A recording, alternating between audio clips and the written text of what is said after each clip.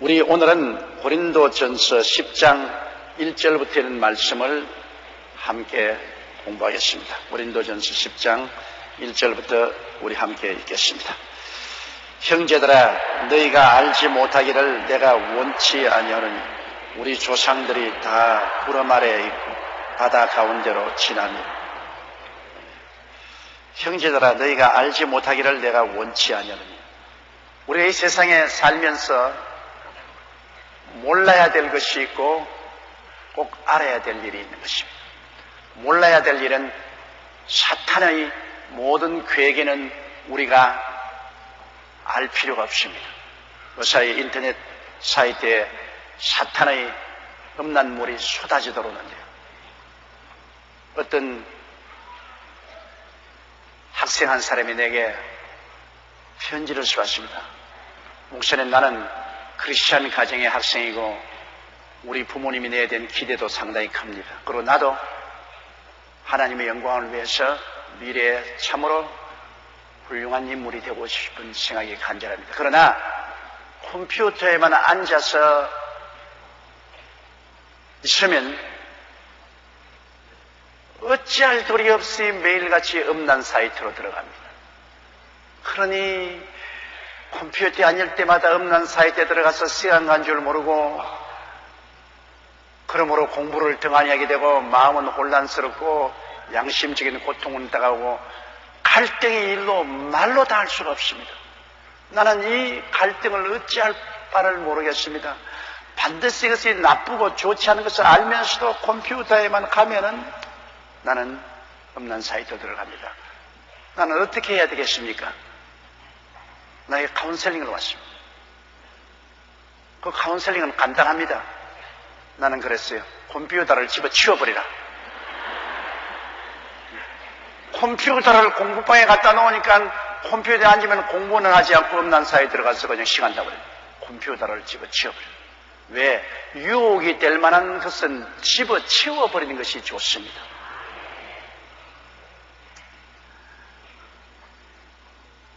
사람들은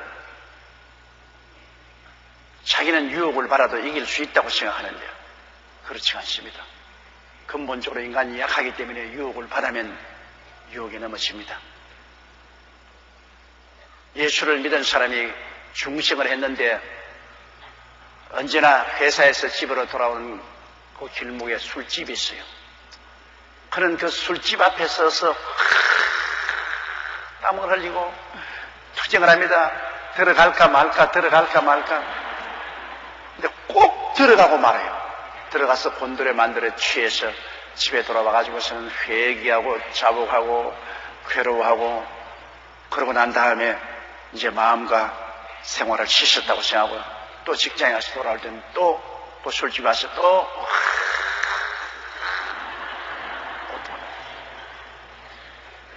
나는 어떻게 해야 이 시험에서 이길 수 있습니까? 간단합니다. 집에 돌아올 때 그 길로 안 오면 되는 겁니다. 그 술집이 없는 다른 길로 돌아오면 되는데 왜 꼭 그 길로 들어와서 거기서 투쟁을 합니까?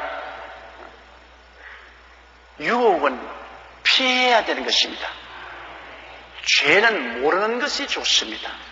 죄에 대한 것을 알면 알수록 더 유혹의 손길이 퍼지기 때문에 죄나 부정한 것은 모르는 것이 좋습니다. 그 세계는 알아서 이익이 없습니다. 그러나 너희가 알지 못하기를 내가 원치 아니한다는 것은 하나님이 우리에게 주신 가르침은 우리가 알아야 돼. 하나님이 우리에게 주신 말씀은 우리가 알아야 돼. 하나님의 말씀을 모르므로 우리가 잘못된 길에 들어서기도 많고 또 하나님이 주신 축복을 받아 누리지 못한 일도 많이 있어요.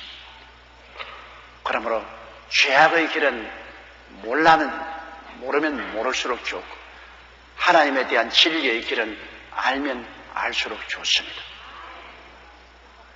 그래서 제가 여러분에게 각 가정마다 신앙기 하나를 갖다 놓으란 이유가 요사이 신문, 잡지 얼마나 읽을 거리가 많은데 대개 그 읽을 거리는 세속적인 유혹이 꽉 들어차 있습니다. 그러나 가정에 가족들이 다 모이는 응접실 가운데 신앙 잡지를 놓아놓으면 은연중에 앉아가지고서 펼치면 그 한마디라도 읽으면 거기는 신앙적인 진리가 들어있기 때문에 성령이 그런 진리를 사용해서 마음에 감화감동을 주실 수 있다, 그 말씀인 것입니다. 은연중에 신앙의 영향력을 미치는 것입니다. 분위기를 만들어야 됩니다. 분위기가 굉장히 중요합니다. 모르는 사이에 신앙적인 분위기를 만들어 놓을 수도 있고 세속적인 탐욕적인 분위기를 만들어 놓을 수도 있습니다. 사람들은 분위기에 쉽게 휩쓸리죠. 예수 믿는 친구들과 모이면 신앙적인 분위기가 만들어집니다. 신앙적인 분위기를 누리고 신앙이 자랍니다. 그러나 불신의 친구들을 만나면 불신앙의 분위기가 만들어집니다. 세속적이고 육체적이고 탐욕적인 분위기가 만들어져서 그 분위기에 휩싸여 들어가는 것입니다. 분위기란 우리 마음을 이끌어가는데 굉장히 중요해요. 여러분 3일 기도회에 잠시 가서 성경 말씀을 공부하고 함께 찬송하고 통성기도하는 것 굉장히 신앙적인 분위기를 만들어주는 것입니다.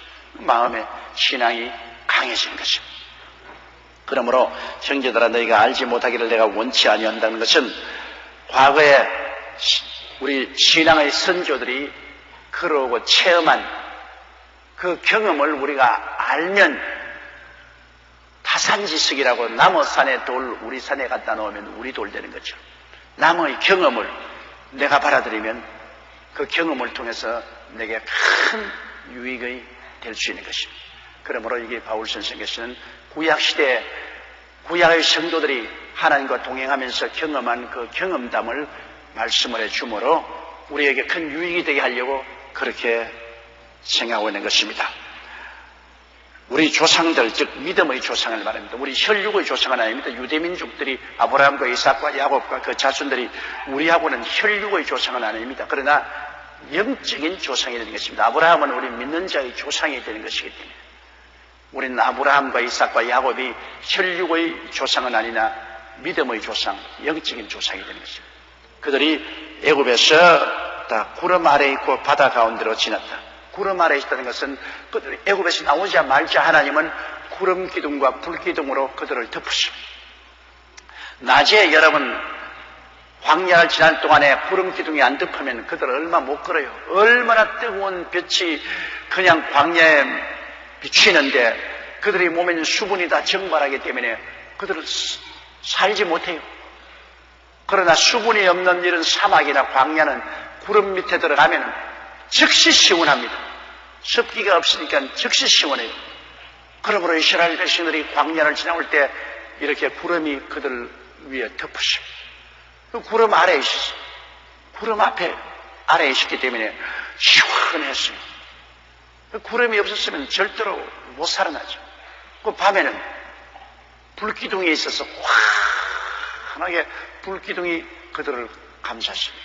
광야에는 밤에 얼마나 춥다고요. 낮에는 아무리 더워도 밤에는 광야는 아주 추워져서 바위 터지는 소리가 꽝꽝 하고 나옵니다.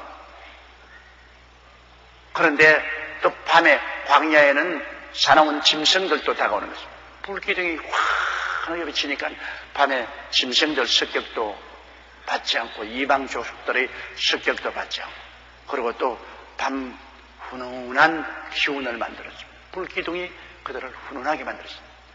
이스라엘 백성이 애굽에서 그냥 나와서 광야를 지난 건 아닙니다. 낮에는 구름 기둥이 덮고 밤에는 불 기둥이 그들을 지켜주고 훈훈하게 해주지 않았으면 그들 절대로 못 나와요. 구름 기둥과 불 기둥에 그들은 안 끼어서 지난 것입니다. 이 구름 기둥과 불 기둥이 다른 것이 아니라 오늘날 우리에게는 성령님을 의미하는 것입니다. 우리가 세상에서 나와서 예수를 믿고 천국으로 향하는데 여러분 성령님이 구름 기둥이 되고 불 기둥이 되어서 우리를 감싸주지 않으면 우리가 이 광야 같은 세상에서 살아남지 못합니다. 예수를 믿었다고 해서 그들이 이 광야를 신앙을 지키고 나갈 만한 힘이 있는 것이 아닙니다. 유혹이 얼마나 많고 고통이 얼마나 많은데요.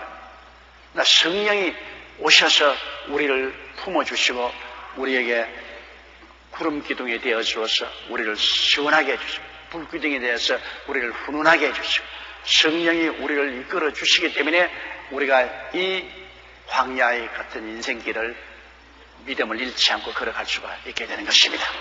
이러므로 성령님이 얼마나 중요하다는 것 아무리 강조해도 충분하지 않습니다. 어린아기를 낳는 것이 중요한 것이 아닙니다. 기르는 것이 더 중요합니다. 아무리 낳아도 기르지 못하면 죽어버리지 않습니다. 예수 그리스도를 믿게 하는 것이 전부가 아닙니다.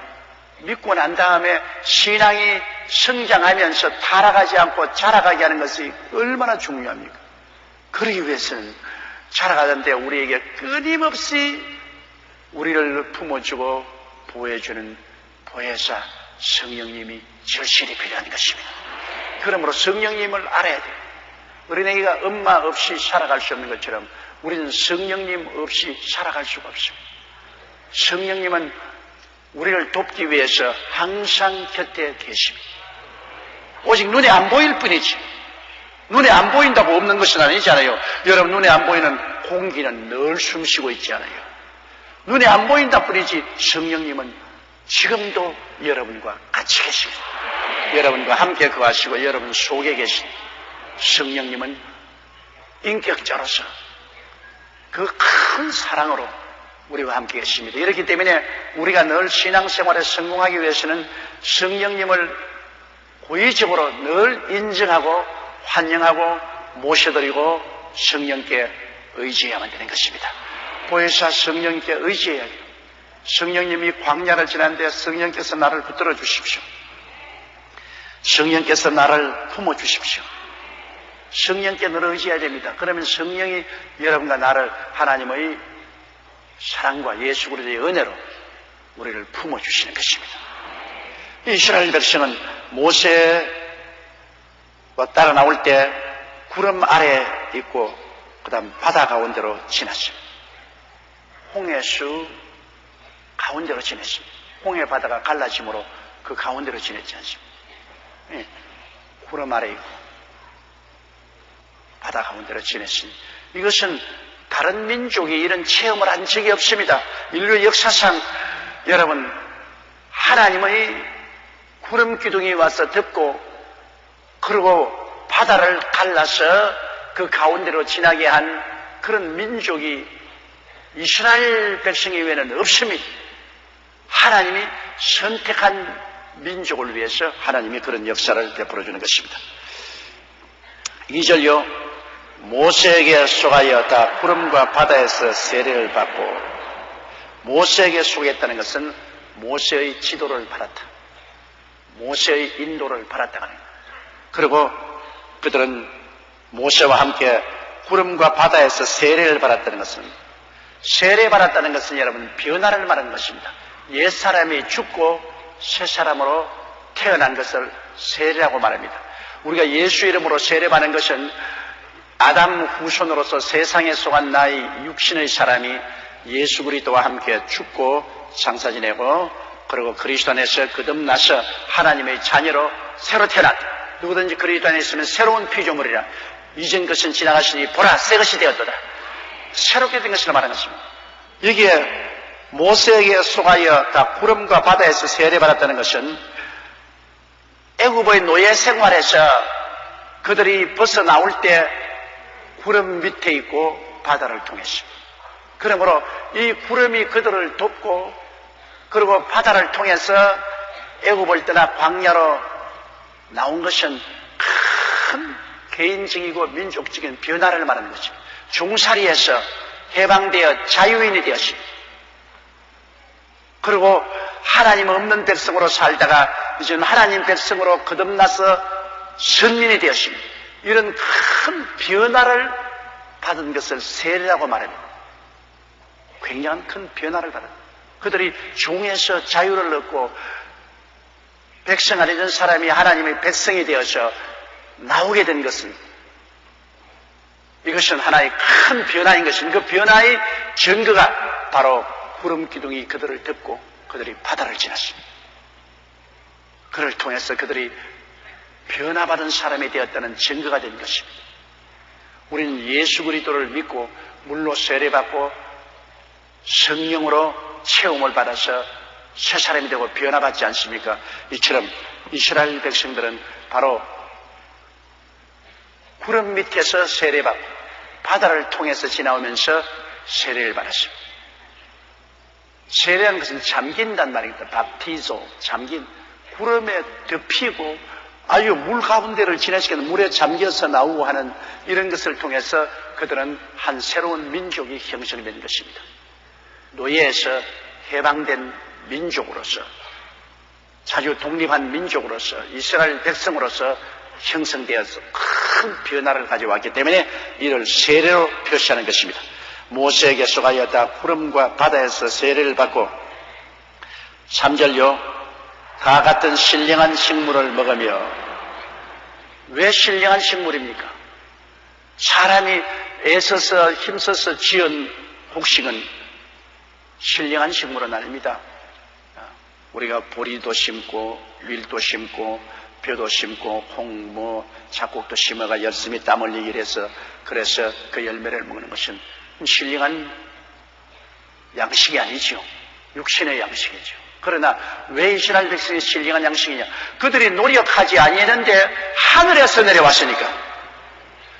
힘쓰지 않고 애쓰지 않고 하나님께서 직접 만들어서 만나를 매일 아침에 보내주셨으니 이것은 신령한 양식인 것입니다.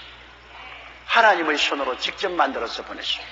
우리 사람의 손으로 만든 것이면 육의 양식이지만 하나님이 직접 주신 것이 신령한 양식입니다.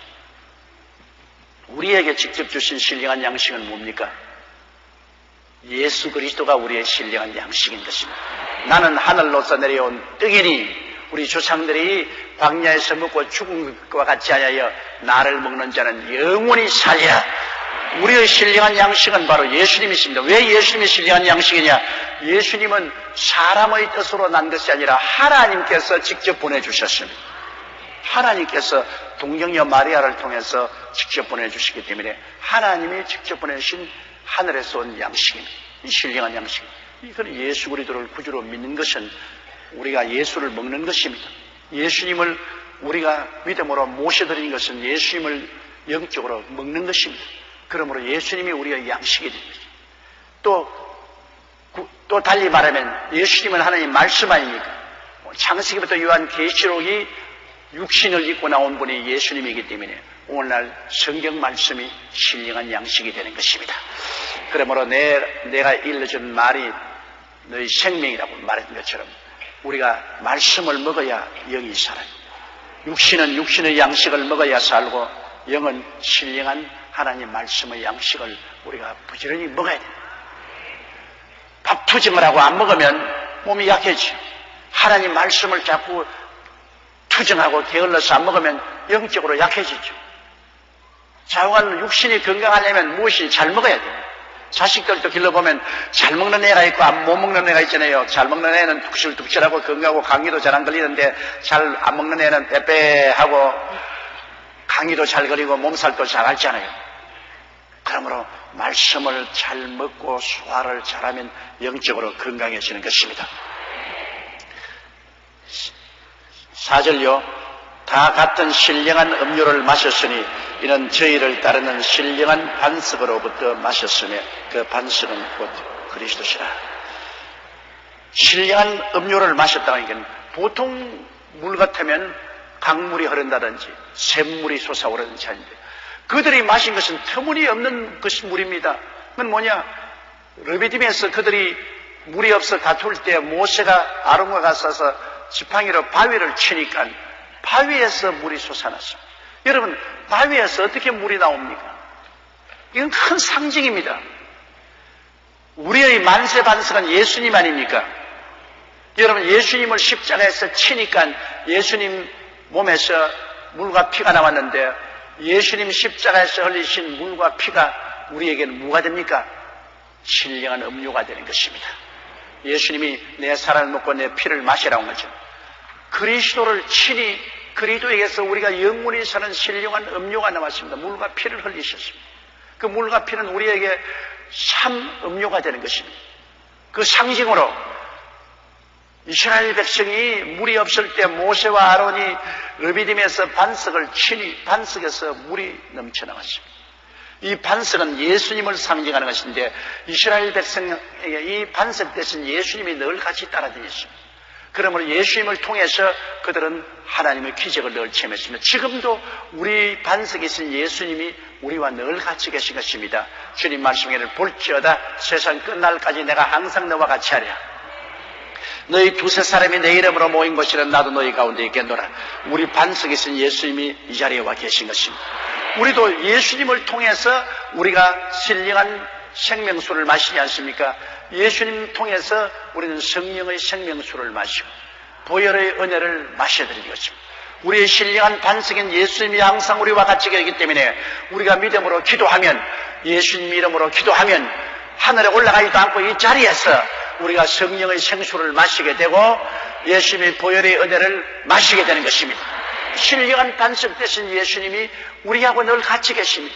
이스라엘 백성들에게도 광야에서 신령한 반석 되시는 예수님이 늘 가시기 때문에 사실은 모세와 아론이 반석을 쳤지만은 그 반석에서 물이 나온 것은 예수님이 그 물을 내려주신 것입니다. 신령한 반석에서 물을 마신 것입니다. 다 같은 신령한 음료를 마셨으니 이는 저희를 따르는 신령한 반석으로부터 마셨으며 그 반석은 곧 그리스도시라. 5절요. 그러나 저희의 다수를 하나님이 기뻐하지 아니하신 거로 저희가 광야에서 멸망을 바랍니다. 정말 이스라엘 백성이 광야를 지나면서 하나님을 얼마나 많이 거역했습니까? 좋으면 그냥 납작 웃음을 웃었다가 조금만 나쁘면 그냥 원망 불평 탄식을 했거든. 그러므로 하나님이 진노하사 혹은 불을 보내어서 태워 죽이고 혹은 연병을 보내서 죽게도 만들고 혹은 불뱀을 보내서 물어 죽게도 하시고 여러 가지로 하나님이 심판하십니다. 하나님을 반역하고 거역함으로 말미암아 그들이 사망을 자초한 것입니다. 그들은 이스라엘 백성으로서 아브라함과 이삭과 야곱의 자손들이요 육의 선민들입니다. 육의 선민들이 하나님의 특별한 가호를 받고 여기 보십시오. 보통 민족으로는 도저히 체험할 수 없는 구름 아래에 있고 물을 통하고 신령한 양식도 하늘에서 내려주시고 하나님이 신령한 음료도 마시게 해주시니 하나님이 직접 돌보는 백성입니까? 그럼에도 불구하고 그들 다수가 하나님을 반역함으로 하나님께서 원치 않으셔 광야에서 멸하셨습니다. 중국적으로는 여러분 이스라엘 백성들 애굽에서 나온 사람이 장정만 60만 명, 그 처자들과 중단 잡족들을 다 합치면 300만 명 가까이 되는데 이 1세대들은 하나님을 반역하다가 광야에서 40년 동안 방황하면서 다 멸절당했어요. 그 후손들이 들어갔죠. 그 첫째 나온 제1세대는 적과 꾸려는 땅에 들어가지 못했습니다. 왜냐? 하나님이 그들을 기뻐하지 않았습니다. 하나님 속을 쓰겠단 말이에요. 우리가 이게 조심해야 될 것은 우리도 영적으로 선민입니다. 하나님이 우리를 택하셨습니다. 우리도 여러분 구름 기둥인 성령 아래 있고 우리도 물 가운데로 지냈습니다. 그건 우리는 물세례 받았지 않습니까? 우리도 물 가운데를 지냈습니다. 우리 성령 구름 기둥 가운데 있고 우리 물 가운데를 지나서 우리 새 사람이 되었죠. 그리고 우리도 하나님 앞에서 신령한 양식을 받아먹지 않습니다. 주일마다 3일마다 신령한 양식을 받아먹고 신령한 양식을 우리가 성경을 통해서 먹고 신령한 물을 마십니다. 기도함으로 말미암아 그리스도를 통해서 성령의 생수를 마시고 보혈의 생명수를 마셔드립니다. 그래도 만일 우리가 하나님을 거역하여 다른 신을 섬긴다든지 우상을 경배한다든지 하나님을 반역한다든지 그렇게 하면 우리도 버림을 받게 되는 것입니다. 하나님이 택해서 하늘나라 영적 선민으로 만들었음에도 불구하고 여러분 하나님이 기뻐하지 아니하시면 버림당하는 거예요. 그러므로 우리가 삼가해서 우리의 받은 구원을 조심스럽게 간직해야지 우리가 구원을 받고 난 다음에도 이것을 중하게 여기지 아니하고 다른 신을 섬기기도 하고 그냥 우상에 절도하고 우상을 따라가기도 하고 하나님의 이름을 모욕하기도 하고 하면 하나님의 진노가 격발되는 것입니다. 일방적으로도 하나님께서 미워하시는 것은 우리가 하나님께 감사와 찬양을 드리지 않고 늘 원망, 불평, 탄식하는 것입니다. 하나님께 원망하는 것 하나님 참 미워하십니다. 원망과 불평과 탄식은 마귀가 들어올 수 있도록 문을 활짝 열어놓는 것입니다. 원망과 불평과 탄식은 마귀를 초청하는 문입니다. 마귀가 눈에는 안 보이겠지만 원망, 불평, 탄식을 통해서 눈에 보이도록 나타나는 것입니다. 나타나서 들어와서 도적질하고 죽이고 멸망시키는 일을 하죠. 그러므로 원망, 불평, 탄식을 하나님은 굉장히 미워하십니다. 하나님께 감사와 찬양과 예배를 드리면 하나님께로 문을 열어놓는 것입니다. 하나님께 찬송을 드리고 감사를 드리고 예배 드리면 하나님께로부터 문을 열어놓기 때문에 하나님이 들어와서 하늘나라의 신령한 열매를 맺게 하는 것입니다. 그러므로 우리가 인생을 살아가는 동안에 고난이 없을 수는 없어요. 시험도 당하고 환난도 있고 고난도 다가오고 광야도 지나지만은 그때 항상 조심해야 될 것은 그를 고난 당할 때 하나님께 원망, 불평, 탄식하지 말라는 것입니다. 고난은 다 있어요. 왜? 원망, 불평, 탄식하면 마귀에게 문을 열어주어서 마귀가 와서 하나님의 일을 파괴하기 때문인 것입니다. 우리가 시험과 환난과 고난을 당할 때 하나님께 엎드려서 알든 모르든 그저 하나님께 감사드리는 것이 제일 좋습니다. 주여 그저 감사합니다. 그저 감사. 살아도 감사하고 죽어도 감사합니다. 하나님이 우리와 같이 계셔서 이 환난과 고난 통해서라도 유익되어 줄 줄 믿습니다. 여러분 원망 불평은 아예 싹 걷어치우세요. 하나님 앞에서 늘 감사와 찬양밖에 없습니다. 감사로 제사를 드린 자가 나를 영화롭게 하느니 그 행위를 옳게 하는 자에게 하나님의 구원으로 보이리라고 말했습니다. 감사하는 자에게 하나님 구원을 보이지 원망 불평 탄식하는 자에게는 하나님이 심판이 나타나는 것입니다. 왜 그런 어리석은 일을 하겠어요? 사람을 보고 원망 불평 탄식해도 여러분 밉습니다. 여러분 남편을 완전히 여러분에게 돌아서게 만드는 법이 있어요. 어떻게 하냐? 남편 보고 원망 불평 탄식합니다. 남편이 들어오기만 바가지를 가서 원망해요. 왜 우리 동창생 남편은 돈도 잘 벌고 집도 좋은 집 짓고 아주 차도 좋은 차인데 당신은 이게 뭐야 말이야. 내가 당신에게 시집 온 거 정말 평생에 한이 된다. 이 쭉 꼬리 많은 월급에 우리 사는 형편이 뭐냐? 왜 우리는 다른 사람은 그랜저 타는데 소나타 타고 다니느냐? 원망 얼마 안 하면 그 남편 그때부터 집에 안 들어오기 시작하는 것입니다. 술 마시고 될 대로 되라까지 큰 뼈 빠지게 일해와도 날 고맙다고 안 하고 인정도 안 해주는데 내가 누구 때문에 가족을 위해서 일할고 내 팔자 사나워서 저 여자 만나가지고서 나 인생 고약하게 되었다. 완전히 사람이 달라져 버립니다. 원망과 불평과 탄식을 계속하면 완전히 한 남자를 파멸시켜버릴 수 있습니다. 그러나 남편에게 감사해서 길을 한번 살려봐 주세요. 여보, 내가 당신하고 결혼한 게 참 행복하게 생각한다. 누가 뭐라 말해도 내게는 당신이 제일이다. 내 눈에 콩깍지를 끼었는지도 모르겠지만은 그래도 나는 당신이 제일 좋다. 당신이 내가 보면 제일 미남이고 당신이 제일 마음에 들고 당신 만나서 내가 행복하다. 그리고 당신이 열심히 노력해서 우리 처자를 먹이려고 고통당하면서 참고 있는 것 얼마나 고마운지 나 항상 당신을 고맙게 느낀다. 남편 기를 살려주는 거예요. 기가 살아나. 나 별로 잘 난 줄로 몰랐는데 아이고 내 아내는 나를 갖다가 참 이렇게 과분하게 생각해주고 내가 하는 일에 고맙게 생각하니까 열심히 가족을 위해 살아야겠다. 그래야 술친구가 놀러 갈 것도 아니야. 나 술친구가 놀러 갈 수 없어.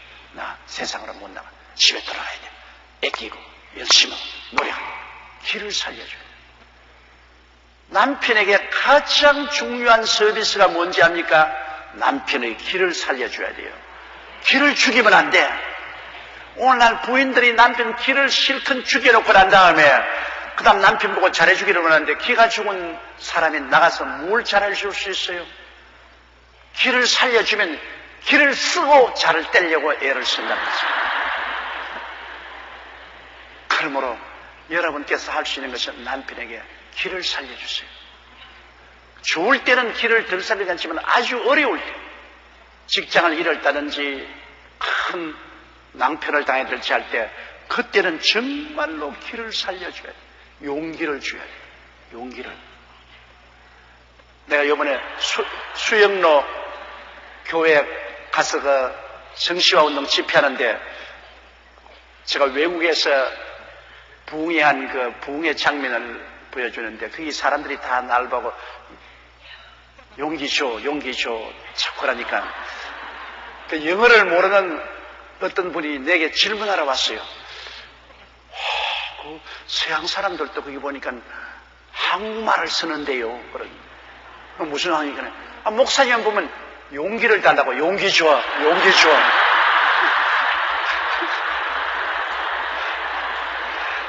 나는 그렇게 생각 한 번도 해본 적이 없는데, 그분 영어라고 한마디도 모르니까 서양 사람이 자꾸 내 이름 부른다고 용기 줘 그런 게 용기 주려는 그 사람도 목사님만 보면 용기 달라고. 용기 줘, 용기 줘. 그래서 아이고 내가 고맙습니다. 나는 그거 몰랐는데 당신이 내 이름 해석을 잘해줬다고. 그 사람이 용기 주려고 하는 게 아니라 내 이름이 용기 주니까 용기 줘 하는 거예요. 아, 그렇구나. 나는 자꾸 용기를 달라고 그런다고. 용기 줘, 용기 줘 그런 줄 알았다고. 그러나 용기를 주는 것이 좋습니다. 사람들마다 용기를 달라고. 용기 줘, 용기 줘 그런다. 그 용기를 자꾸 주는 사람이다. 길을 살려주는 것보다 더 중요한 것이 없죠.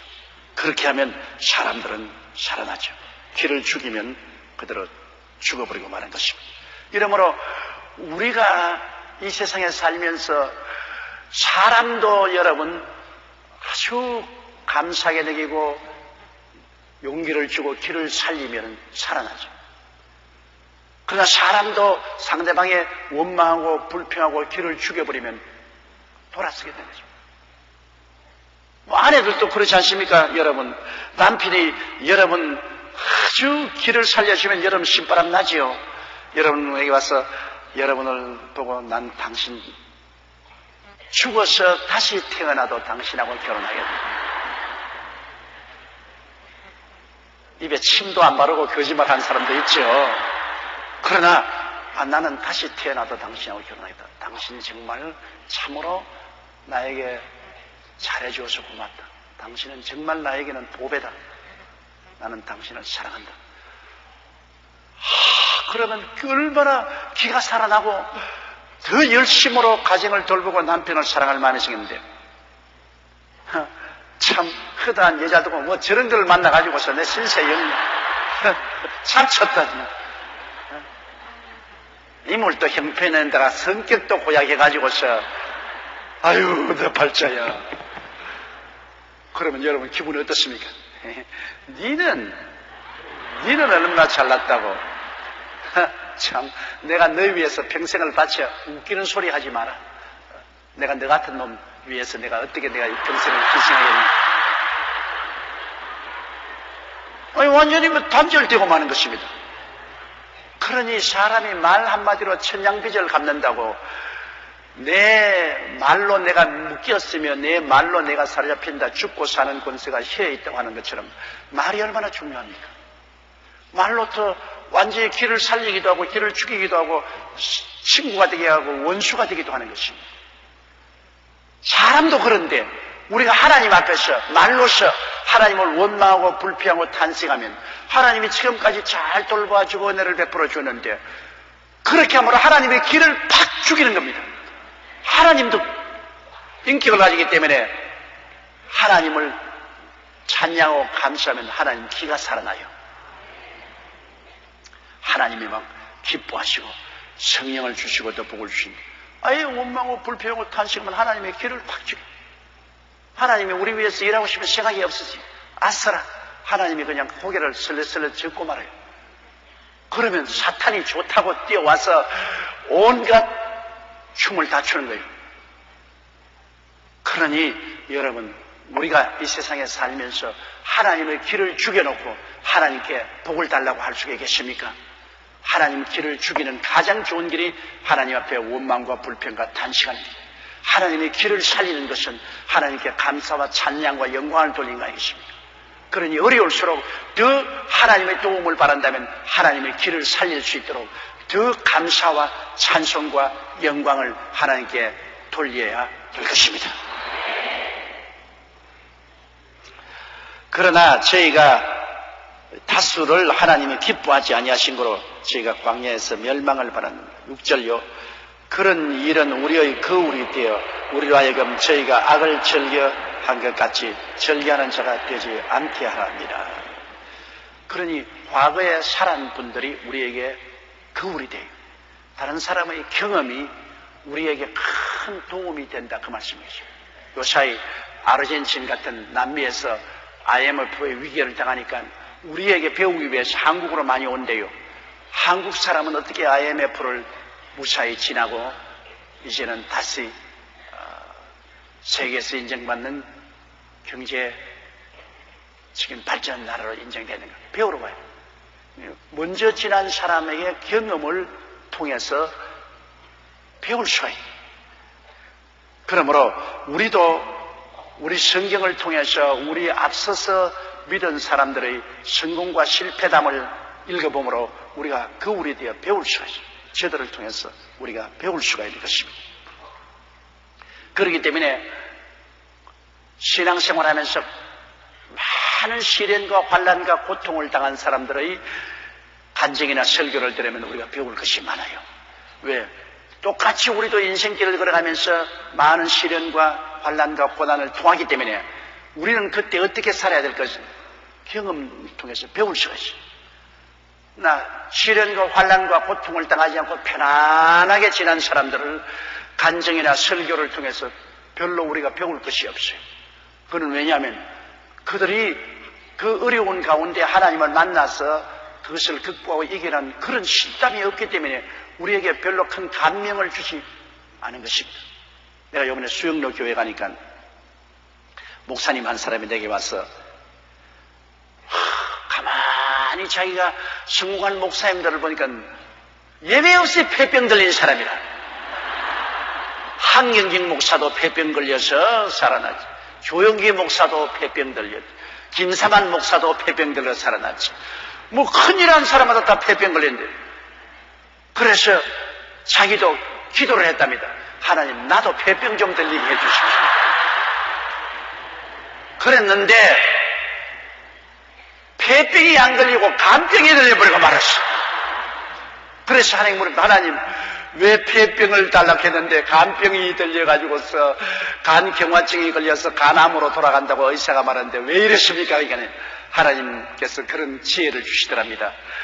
옛날에 조용기 목사 시절에는 폐병의 치료가 없었어. 그때는 개 잡아먹는 것밖에는 별 도리가 없었어. 폐병의 치료가 없지. 요사이는 약이 발전이 돼가 폐병은 병으로 생각하지 않아. 다 치료가 돼. 그러므로 너는 폐병 들리면 약을 먹고 치료받을 테니까 소용이 없으므로 약이 없는 간경화증을 주신 거야.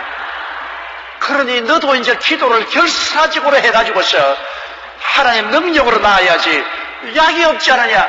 그래서 저는 오히려 기뻐하고 하나님이여 이제는 폐병 대신에 간경화증을 주심을 감사합니다 하고 기도를 하는데 이제 기도의 능력으로 간경화증만 나으면 자기도 유명한 목사가 될 것이라고 그렇게 말을 해요.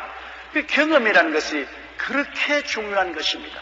사람이 하나님을 경험을 통해서 만난다는 것은 굉장한 힘과 용기를 허락하여 주시는 것입니다.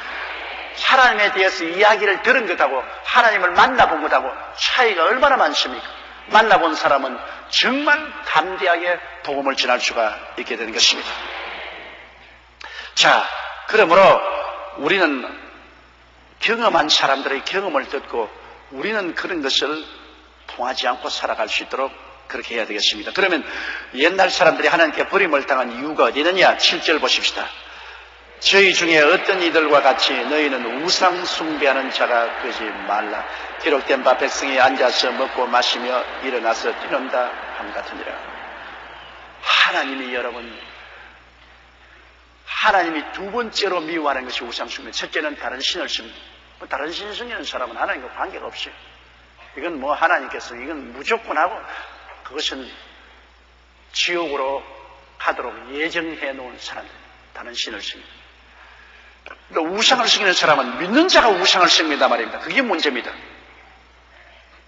안 믿는 자가 우상을 섬기는 게 아니라 주를 믿는다고 하면서 우상 섬기는. 이거 하나님은 어떻게 되느냐. 우상 섬기는 자를 부정한 아내로 성경에 묘사하고 있습니다. 하나님은 남편이고 우리를 이스라엘 백성은 아내로 하는지, 우리는 예수님이 우리 신랑이고 우리 신부 아닙니까? 여러분, 부정한 아내를 기뻐할 남자는 아무도 없습니다. 자기가 사랑하는 아내가 다른 남자하고 부정을 행했다. 그야말로 용서할 수 없습니다. 그것만은 금이나 은을 주고도 해결할 수 없는 문제인 거죠. 그럼 하나님께서는 우리를, 교회를 하나님의 아내로, 예수 그리스도의 아내로 생각하고 있습니다. 그런데 우상 숭배라는 것은 바로 부정을 행하는, 다른 남자하고 부정을 행하는 것과 같이 보는 것입니다. 그러니 하나님이 얼마나 무서운 질투를 가지고, 아예 다른 신을 섬기는 사람은 하나님의 아내도 아니요, 그리스도의 신부도 아니요, 그건 버림받았어요. 그러나 그리스도의 신부가 되고 하나님의 아내라고 하는 사람이 우상을 섬기면 이거는 하나님께서 무지무지하게 미워하는 것입니다. 그런데 예수를 믿는다는 장로나 집사, 정치인들이 혹은 국회의원이나 대통령 나올 사람들이 우리가 텔레비에 보면 저 우상 정각에 가서 우상에 넙적넙적 절을 하는 거면, 대통령 되면 뭐합니까? 5년이면 끝나지요. 국회의원 되면 4년이면 끝나고 난 다음 영원히 버림받아 지옥불에 탈 것인데, 그래, 그 일시적인 세상의 부귀영화 공명을 얻기 위해서 하나님이 그렇게 몸서리치게 미워하는 우상에 가서 저를 넙적넙적 하는 거 볼 때, 정말로 너무나 기가 막혀요. 오늘 또 북한에 올라가서 김일성 동상에 절한 한국의 기독교인들이 얼마나 많습니까? 북한 날아가요. 김일성 동상에 절함을 하고서 영원히 하나님께 버림받는 그러한 심판을 받을 수 있는 것인데, 그래, 하나님 저버리고 거기 가서 김일성 동상에 절할 하는 조건으로 북한에 들어가요? 여러분, 우상 숭배만은 하나님이 몸서리치게 미워하는 것입니다. 그러므로 하나님은 하늘에 있는 형상이나 땅에 있는 형상이나 물 아래에 있는 형상이나 만든지 말고 거기에 절하지 말으십니다. 그만큼 하나님은 우상에 대해서 몸서리치는 것입니다. 정말 우상 숭배에 대해서 철저하게 거부감을 가진 분이 우리 최자실 목사님이었어요. 심지어 어린아이 가지고 노는 인형도 다 사탄이라고 딱 빼앗았어. 우상, 그것만은 하나님이 원치 않습니다. 그런데 이스라엘 백성이 결국 버림받은 것은 우상 숭배 때문에 버려졌어요. 북이스라엘과 남유다도 다 버림받은 것은 바알신과 아세라신을 섬겼습니다. 바알신은 태양신이고 아세라신은 지신입니다. 그런데 이 태양신과 지신 상징하는 바알과 아세라신 그 목상을 섬기다가 바벨론으로, 아수르로 포로가 되어서 다 잡혀가고 이스라엘이 멸망했습니다. 하나님이 친히 택해서 부른 민족도 우상 숭배할 때는 하나님이 그냥 가차없이 멸망시킵니다. 아무리 사랑하고 아름답고 귀하게 품에 품던 여인이라도 다른 남자하고 부정을 행하면 그 길로서 박살나는 겁니다. 다시는 돌아보지 않을 것입니다. 하나님이 그런 심정입니다. 영적인 간음을 하지 말아야 돼요. 우상 숭배는 영적인 간음이죠. 모세가 시내산에 올라가서 율법을 받기 위해서 40주 40년 금식하고 있을 때 모세가 늦게 내려온다고 아론과 이스라엘 백성들이 황금 우상을 만들어서 거기에 절하고 먹고 마시고 뛰어 춤추다가 모세가 내려와서 보고 진노해서 레위인들을 시켜서 하루에 3,000명을 죽였습니다. 3,000명을 죽였습니다. 우상 숭배는 하나님께서 아예 몸서리치는 죄인 것입니다. 그러므로 우리는 우리의 선조들의 신앙의 선배들의 그 걸어간 발자취를 깨달아라고 절대로 우상 숭배하지 말아야 되는 것입니다. 절대로 우상 숭배하지 말아야. 우상 숭배는 하나님을 진노케 만들어주는 것입니다. 하나님이 화를 내시면 여러분 우리가 편안할 수가 없지요. 또 8절요. 저희 중에 어떤 이들이 간음하다가 하루에 23,000명이 죽었나니 우리는 저희와 같이 간음하지 말자. 이스라엘 백성이 모압 평지에 왔을 때 모압 왕 발락이 타락한 선지자 발람의 교시를 받아서 이스라엘 백성들을 간음하게 만들었습니다. 이 모압 왕 발락이 그들의 축제, 그들의 신전에서 축제를 베푸는데 그들의 축제에 이스라엘 사람들을 청했어요. 이스라엘 남자들을 청했어요. 그래서 그 축제 동안에 모압 여인들로 하여금 이스라엘 남자들하고 음란하고 방탕하게 만들었습니다. 그들이 우상을 섬기는 축제에 가서 음란하고 방탕함으로 바알보올에 속한 사람들이었어요. 바알보올은 우상의 잔치에 참여해서 거기서 먹고 마시고 그냥 그 모압 여인들의 유혹에 빠져가지고서 음란하고 방탕했다. 하나님이 진노해서 하루에 23,000명이 죽었습니다. 하나님께서 연병이 들게 해서 23,000명을 죽게 했죠. 그러고 난 다음에 이튿날에 1,000명이 더 죽어서 우리가 구약성경에 보면 하루에 24,000명이 죽었다고 하셨습니다. 여기는 하루를 말하고 거기는 이틀을 계산해요. 하루에 23,000명, 그 다음 이틀에 또 1,000명이 죽어서 합계 24,000명이 죽은 것입니다. 전쟁을 해도 이만큼 죽지 않아요. 하나님이 진노해서 자기 백성에도 불구하고 우상 정강에 가서 우상에 같이 울려서 먹고 마시고 춤추고 음란한 것. 이건 이중의 죄입니다. 우상 숭배한 죄에다가 또 이방 여인들하고 음란했으니 하나님이 진노하사 하루에 24,000명을 죽입니다. 오늘날 여러분 문화는 완전히 음란 문화 아닙니까? 오늘날 세계는 완전히 음란 문화 속에 푹 빠졌습니다. 더구나 인터넷이라는 것은 이 음란 사이트는 한국에서 오리지널이 있는 것 등 하면 미국과 해외에 그 오리진이 있어서 거기서 송출을 하니까 한국에서 막을 도리도 없어요. 그러니 이 음란 사이트가 완전히 안방까지 들어오는데 그게 가장 문제가 자녀들 교육 문제입니다. 중등학교 학생 이상 지금 컴퓨터에 붙어서 살고 있지 않습니까? 컴퓨터에 붙어서 살고 있는 애들이 전부 그것을 보는 겁니다.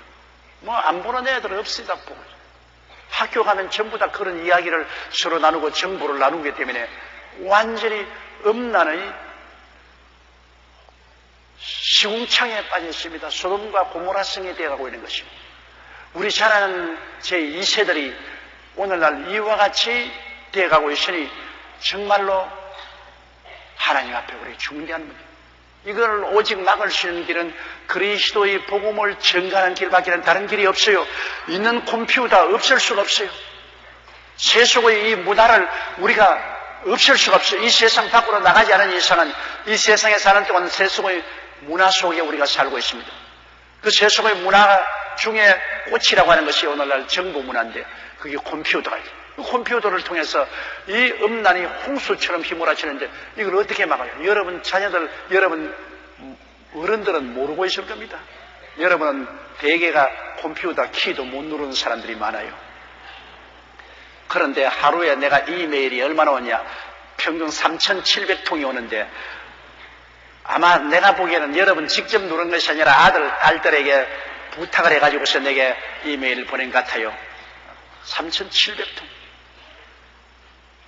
내가 범의 꼬리를 잡았다 그럽니다. 우연히 시작해놓고 이제 끝이도 못하고 폭주에 들어오는 이것을 매일 아침에 내가 사무실에 오면은 편지들이 이메일이 와 있어요. 나 그거 보면 겁이 난다. 겁이 나. 지금은 처리할 수 있지만 이제 10,000통 이상씩 오면 이걸 어떻게 처리하냐. 그런데 이것을 여러분 심취한 우리의 세대들을 변화시키기 위해서는 복음을 증거해야 돼요. 그렇기 때문에 내가 여러분 집에 애들 방에 신앙계도 갖다 놓아야 되고, 그렇지 않으면 요사이 우리 교회는 나는 할렐루야 아주마였다. 그 우리 최자실 목사님 일대기 참 좋다고요. 비디오로 나왔는데 나도 그거 보고 울었다고. 나하고 같이 목회했는데도 불구하고 내가 그걸 보고 울었다고요. 그 불광동으로부터 우리 여기까지 올 때 안에 그 목회의 일대기를 최자실 목사님 사역을 중심으로 해서 그 만들어 놓았는데 참 그런 것 애들에게 주면 애들 그런 것도 보지 않아요.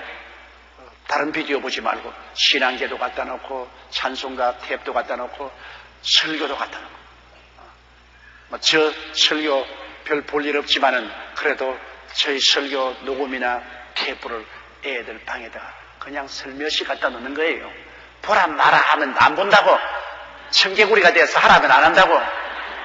그러므로 그냥 갖다 놔요. 그냥 갖다 놓아. 그러면 이렇게 지금 보다가 뭐 이런 게 있냐, 이게 뭐냐 한번 보자. 그 보게 되면 성령이 감동해서 변화를 시켜주는 것입니다. 분위기를 만들어줘요.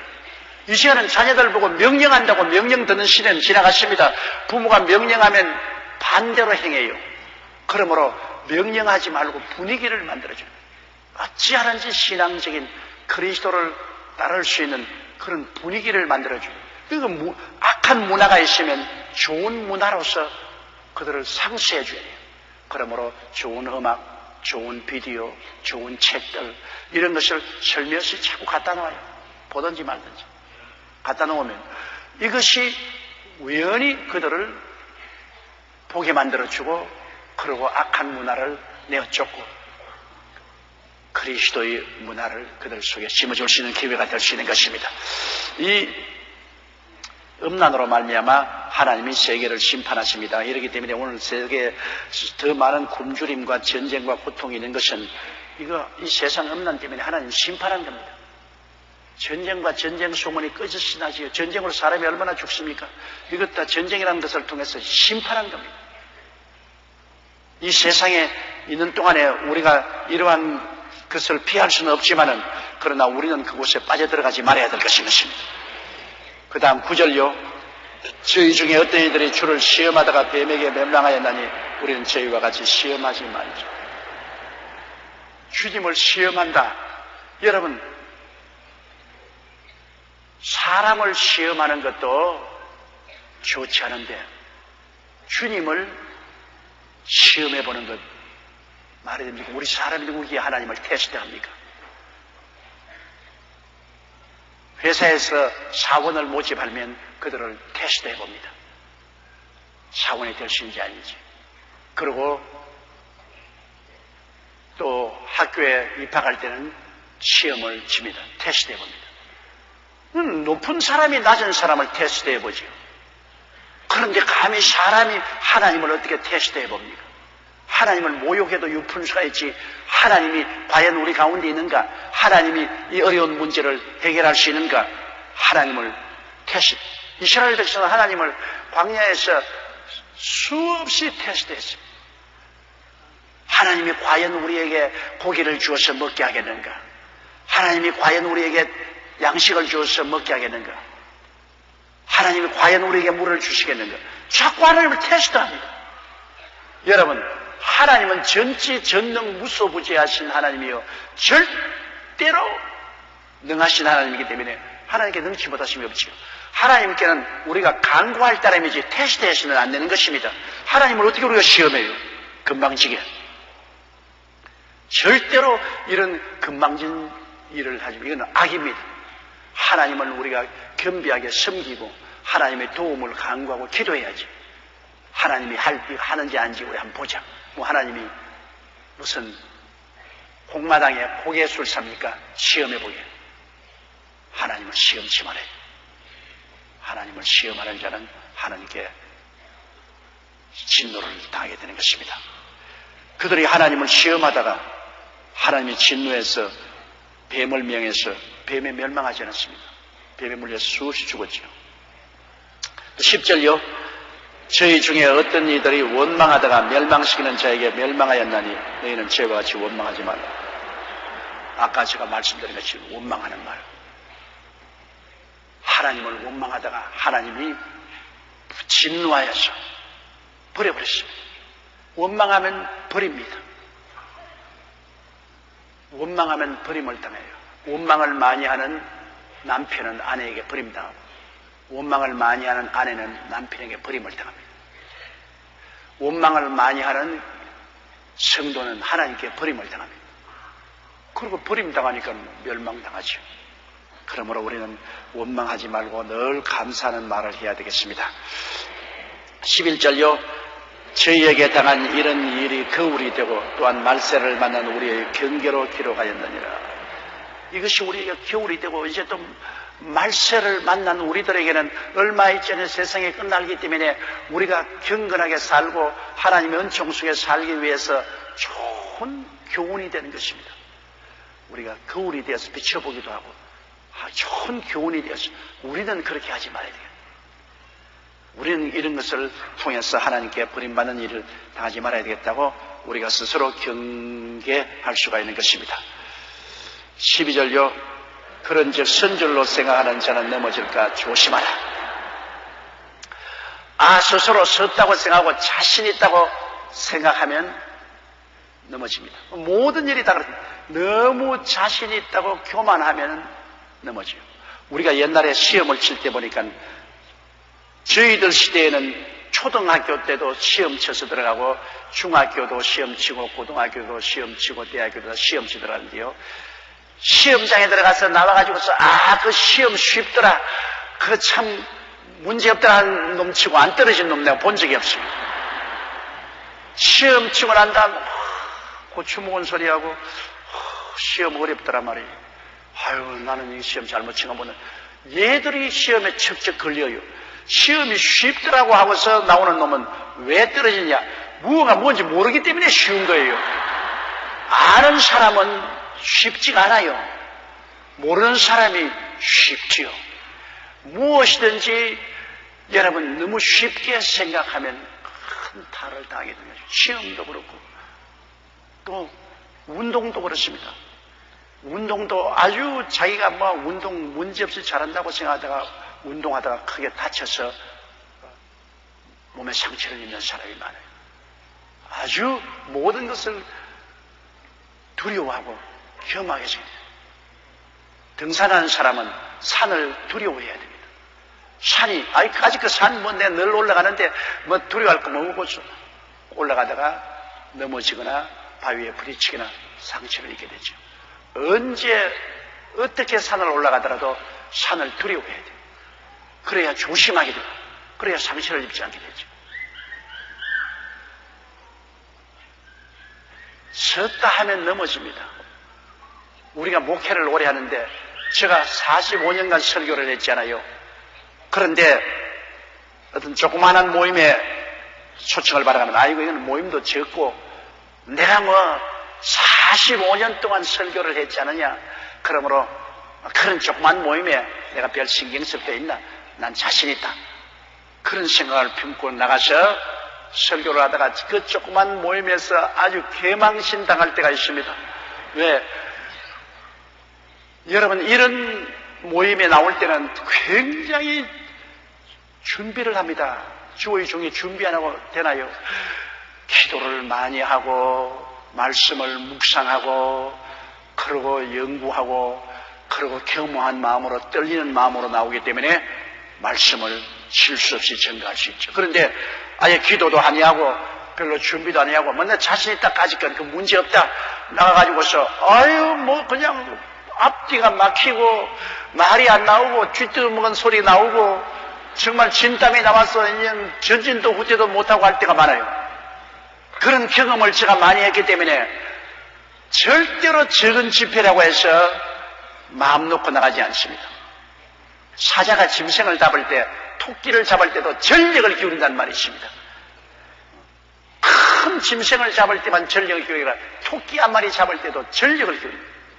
그러므로 적은 집회에 나가서도 아주 기도하고 설교 준비를 마음속에 단단히 하고 나가야 되고 큰 집회 할 때도 그렇게 하고 교만은 절대 금물입니다. 하나님의 종이 하나님 말씀 전가하는데 내 이만하면 자신 있다고 교만했다가는 반드시 설교에 낭패를 당하고 마는 것입니다.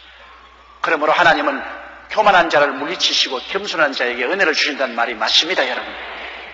물은 높은 데서 낮은 데로 흐르는 것처럼 은혜도 언제나 보좌에서 낮은 사람의 마음으로 흐르기 때문에 언제나 마음에 겸손해야 돼요. 그래서 신앙도 막아지면 나 성수주의를 하고 나 11조 내고 그리고 내가 성경도 읽고 나 이만하면 잘 믿는 사람이다.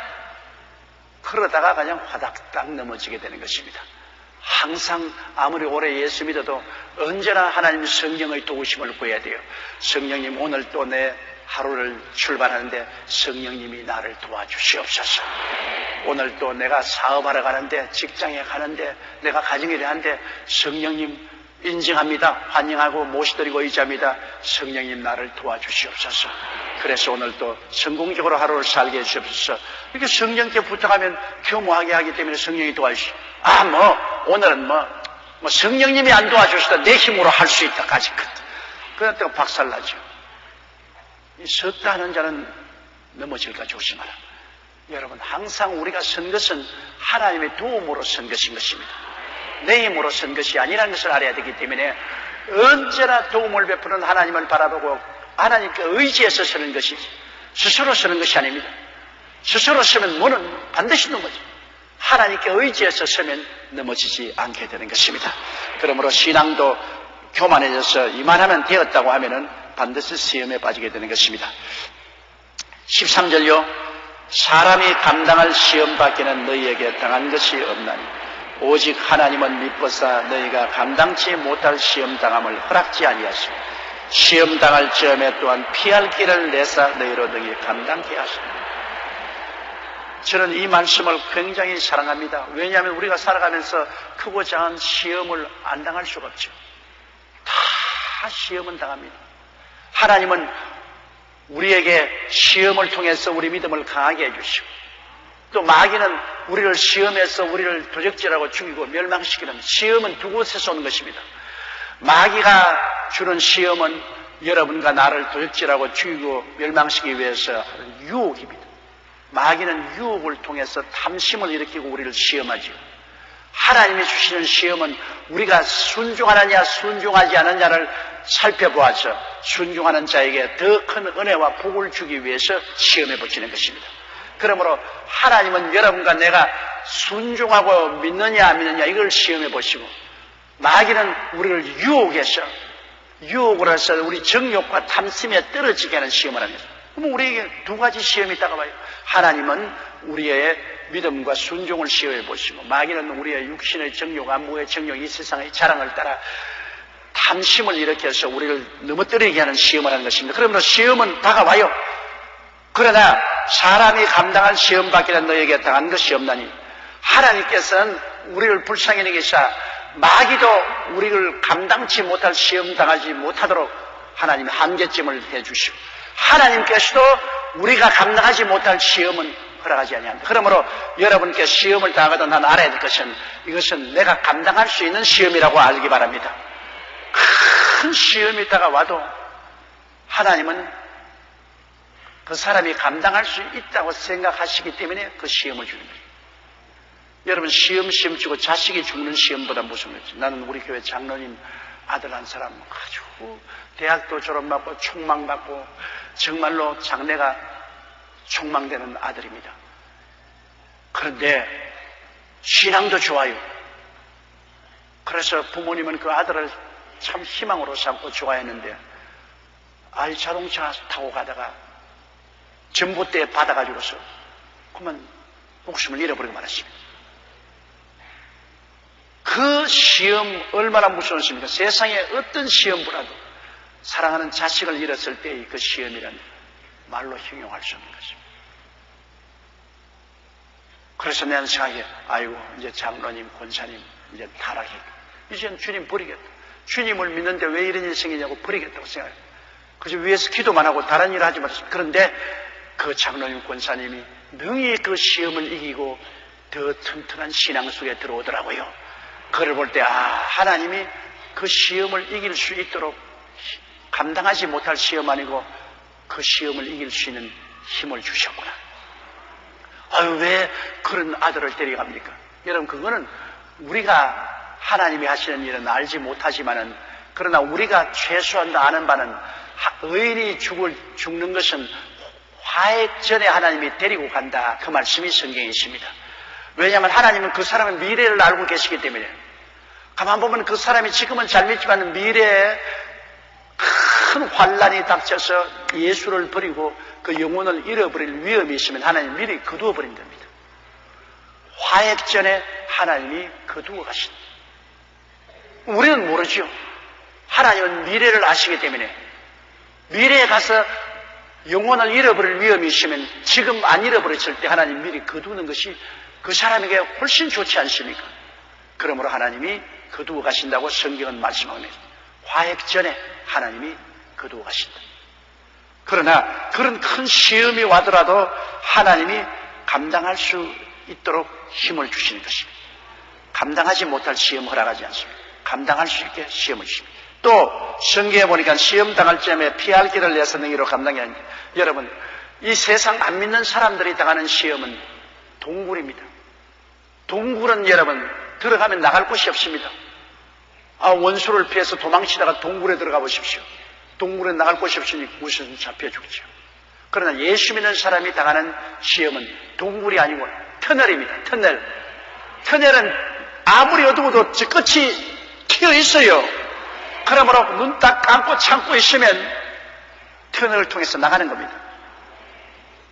나는 뭣도 모르고 일본에 디즈니랜드에 가서 그 애들 타는 막 휙 도는 게 있잖아요. 그걸 자꾸 타락해서 나는 뭣도 모르고 올라탔어요. 정말 죽을 뻔당했어. 완전히 그냥 죽을 뻔당했어. 그것도 그 두 사람씩 타는데 그 앞자리에는 우리 집 사람을 태웠어요. 나는 뒤에 앉아서 내가 이렇게 붙잡고서 휙 하고 달려. 막 동굴로 막 터널로 막 하는데 중간에 내릴 수도 없고 이제 죽었다 싶어요. 꼭 심장마비가 돼서 죽겠어요. 얼마나 고통스러운지. 그래 나중에 그 어두운 터널을 지나서 밖으로 나와서 탁 내렸는데 우리 둘이가 다 못 일어나고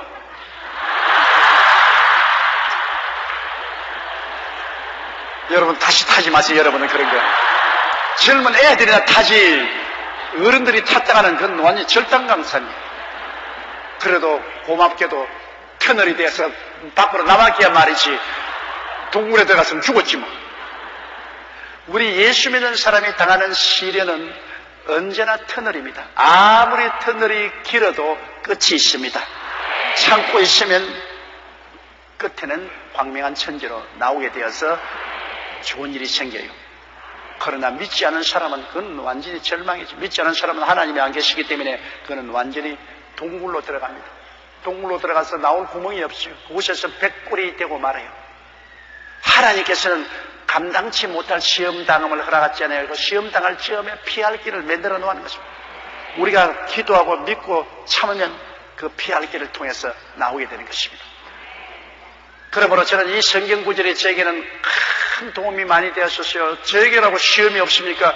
개인적으로 시험이 없고 가족적으로도 시험이 오고, 시험이 올 때는 제가 이 성경 구절을 붙잡고 하나님, 내가 도저히 인간으로 생각에는 감당할 수가 없을 것 같습니다. 내 감정적으로 내 마음의 고통과 슬픔과 이 괴로움을 견딜 수가 없을 것인데 하나님께서 감당치 못할 시험당함을 허락지 않는다고 했으니 감당하게 하여 주시옵소서. 하나님 성령으로 나를 감당하게 하시옵소서. 얼마나 마음이 짓눌리고 고통스러울 때도 하나님이여 성령으로 나를 감당하게 약속하시지 않습니까? 고린도전서 10장 13절에 약속하지 않습니까? 감당케 해주십시오. 그리고 또 모든 게 절망일 때도 하나님 피할 길을 하나님이 열어놓으셨습니다. 나는 지금 터널을 통과하지 동굴 속에 들어오지는 않았습니다.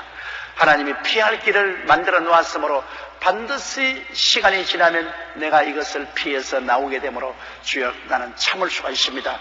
주님 내게 희망을 주옵소서.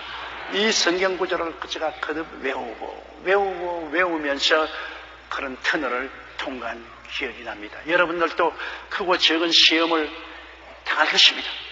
그러나 하나님께서는 너무나 좋으신 하나님입니다. 시험은 우리에게 꼭 당해야 되겠지만 시험을 감당할 수 있는 힘을 꼭 주신다는 것을 잊지 마시고 시험 당할 점에 힘을 달라고 부르짖으십시오. 시험을 견디 나갈 수 있도록 시험에 들면 안 돼요. 시험을 이겨야 돼요. 시험에 들지 않도록 하나님이 힘을 달라고 기도하면 힘을 주시고 그 다음에는 시험의 끝에는 반드시 나갈 길이 있다는 것을 아십시오. 하나님이 피할 길을 만들어 놓으시고 아브라함이 이삭을 제물로 드려야 할 때 큰 시험이었습니다. 그러나 그 시험은 나갈 길이 있었습니다. 하나님이 산양 한 마리를 넝쿨에 얼금 꺼놓고 이삭 대신에 그 산양을 제물로 드리라 하나님이 나갈 길을 마련해 놓으신 것입니다. 여러분도 한 가지입니다. 큰 시험이 다가와도 여러분이 나갈 길이 하나님이 예비해 놓았기 때문에 믿음으로 그 길이 있는 줄 알고 견디십시오. 견디고 믿으면 하나님이 반드시 여러분이 승리로 나갈 수 있게 만들어 주시는 것입니다. 자.